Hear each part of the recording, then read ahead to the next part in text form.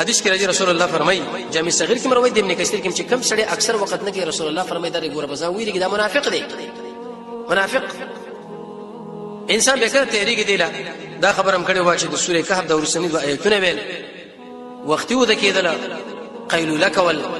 د ګنا نه ځان ساتل سفیان ثوری فرمایي ما ګنا وکړ دوه هفتې قیام الله الله راځي کړ حسن بصری وزن دا ورته وی چې شیخ زه تهجد لپاره کې تنظیم برابر کوم به مرو چې دینه شم دا وجه سره وکیدې شته نه ګناه صدر شي سبب چې راځي چې سلف صالحینو په قیام الليل نه وکړي نو ایستا غوي بشړل من په دې ژوند کې مرز نه من په خپل مرز باندې پیګم نه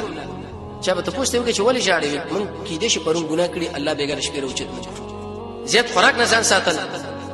او د قشانه د زیات کاروبار نه ځان ساتل چې ټول عمر ټول ورس دا کار او کار سلف صالحینو کې بدا عادت وو چې هغه بګیرو کې بس پینولې د دنیاي کارونه پرې خو ده معنا دا 3 بجو پورې د دنیا کار کوا د جنه چې سبې راځي چې د جمع نه مخ کې او ما غسل 10 بجو پورې ته په دکان کې لګي ذمہ دار کوم څو وخت تعجد به کوي